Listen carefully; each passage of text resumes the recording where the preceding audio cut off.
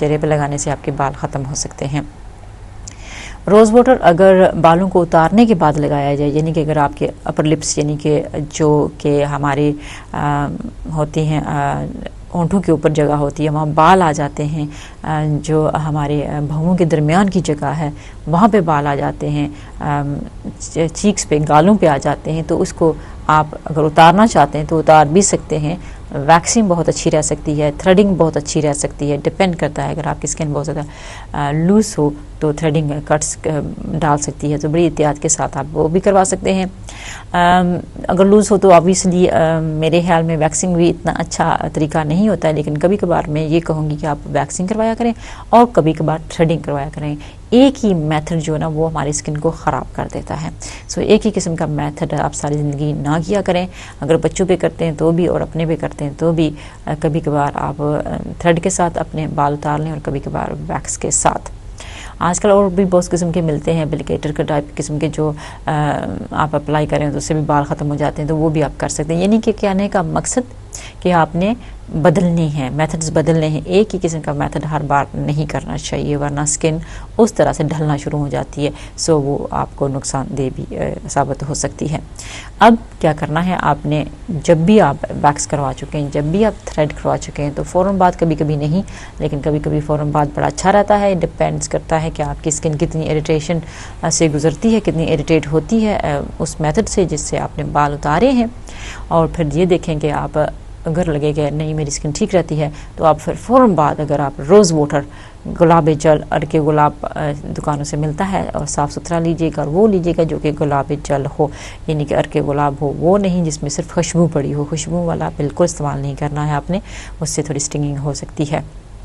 सो आपने अगर वो फ़ौरन वहाँ पे लगाए जहाँ पे आप भी आपने बाल उतारे हैं, अगर आप फ़ौरन वहाँ पे लगाएं तो क्या देखेंगे, आपके बाल कम होना शुरू हो गए हैं, वहाँ से ख़त्म होना शुरू हो गए। कभी कभी बहुत सारे बाल वापस नहीं आते हैं। सो ये भी बड़ी आजमूदा है, आप इसको भी आप करके देख सकते हैं। ये बहुत ही सिंपल सा भी है। अगर आप बाल उतारते हैं तो फ़ौरन बाद अगर आप रोज़ वाटर लगाएँ तो काफ़ी है। एक ये हो गया। दूसरा, हनी बहुत ही आजमूदा है और बहुत ही इफ़ेक्टिव है, बहुत अच्छा है, थोड़ा सा महंगा है, एक ख़ास किस्म का हनी है। मैं उसका नाम आने नहीं ले सकती हूँ, आपको ऑफर बताया जा सकता है, मेरी टीम आपकी हेल्प कर सकती है अगर आप कॉल करके पूछें। तो क्या है वो हनी, आपको दुकानों से मिल सकता है। उसके चेहरे पे लगाने से, जो ही अभी आपने अपने चेहरे के बाल उतारे, यानी कि वैक्स किया, थ्रेड किया है, आधे घंटे के बाद अगर उसकी एप्लीकेशन करें, वो अपने चेहरे पे लगाएं, तो क्या देखेंगे आपके, इससे आपके चेहरे के बाल ख़त्म हो जाते हैं, बिल्कुल ही सरे से गायब होना शुरू हो जाते हैं। सो उम्मीद करूँगी कि आप वो भी हनी लगा के देखेंगे और मेरी बात में कितनी सच्चाई है ये आपको पता चल जाएगी। लेकिन क्योंकि वो महंगा है, इसलिए मैंने सबसे आखिर में आपको वो टोटका बताया है। सबसे पहले मैंने फिटकरी वाला बताया है। फिटकरी वाला, एलम पाउडर वाला बड़ा ही आसान है, बड़ा सस्ता है, बाज़ारों से आम मिलता है, वो आप कर सकते हो। उसके बाद मैंने एक थोड़ा सा मेसी बताया है, जिसमें एग वाइट पड़ता है, चावल का आटा पड़ता है, मकई का आटा पड़ता है। सो वो थोड़ा सा मेसी है क्योंकि बालों पे लगाते हैं, फिर उसको उतारते हैं। उसमें अगर रोज़ वाटर डालें और उसमें फिटकरी डालें तो भी अच्छी बात है, इससे आपको बेहतरी आ सकती है। उसके बाद फिर मैंने बताया है कि अगर बाल उतार के कुछ ऐसे तरीके किए जाएं तो भी बालों में कमी आ जाती है, जैसे कि रोज़ वाटर का लगाना, हनी का लगाना, बाद में फिटकरी का पानी लगाना बाद में, तो भी बाल ख़त्म हो सकते हैं। सो उम्मीद करूँगी मेरी बहनों ने ये 3-4 टोटके लिख लिए होंगे अच्छी तरह। अगर मेरी बात समझ नहीं आई, कुछ ज़्यादा बोल गई हूँ, तेज़ बोल गई हूँ, आपकी रफ्तार के मुताबिक जिस तरह के आप लिख रहे हो मैं नहीं बोल पाई हूँ, या आपको समझ नहीं आई है, तो आपका नंबर जो इस वक्त स्क्रीन पे है उसको फ़ौरन डायल करें ताकि मैं रिपीट कर सकूँ जो आप सुनना चाहते हैं अगेन दोबारा से।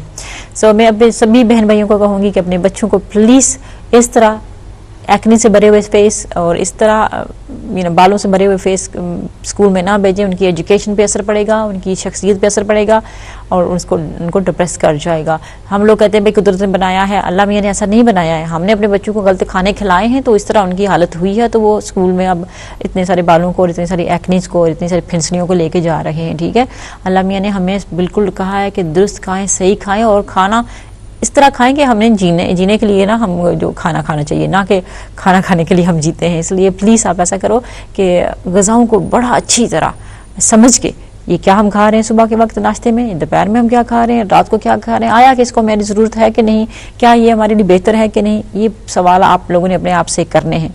समझ नहीं है, इनका जवाब नहीं है, तो आप मुझसे पूछ सकते हैं कि क्या आपको खाना है। सो ये जितने भी बाल ज़्यादा फालतू हो जाते हैं चेहरे पे, ये हमने गलत खाने खाए होते हैं। चॉकलेट से हो जाते हैं, स्वीट से हो जाते हैं, कॉफ़ी टी से हो जाते हैं, बच्चों को सही पानी ना मिले उससे हो जाते हैं, सही सोए ना तो भी हो जाते हैं। इनका मकसद ये है कि ये हार्मोन जो हमारे अंदर होते हैं वो ख़राब हो जाते हैं, इम्बैलेंस हो जाते हैं, तो उसकी वजह से ये एक्सेस बाल और एक्नी यानी कि फिंसलियाँ होती हैं। सो उम्मीद करूँगी आप लोगों ने सही तरह समझ लिया है कि ये वजह क्या होती है।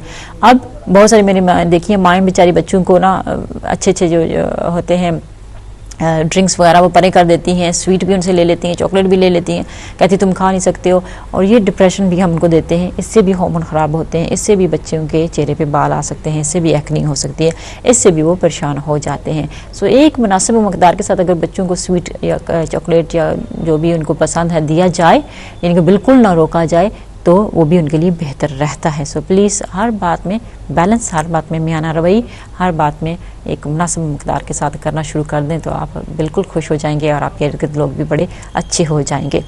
इतना ही हमारे पास इस प्रोग्राम में है, हम ज़्यादा देर नहीं कर सकते क्योंकि हमारे पास वक्त बहुत थोड़ा है। हाँ, आज के लिए मुझे इजाज़त दें। अगर कुछ मैंने गलत कह दिया हो तो मुझे माफ़ कर दीजिएगा अपनी बहन समझ के। इन सब तक के जहाँ रहिएगा खुश रहिएगा। अल्लाह हाफिज़।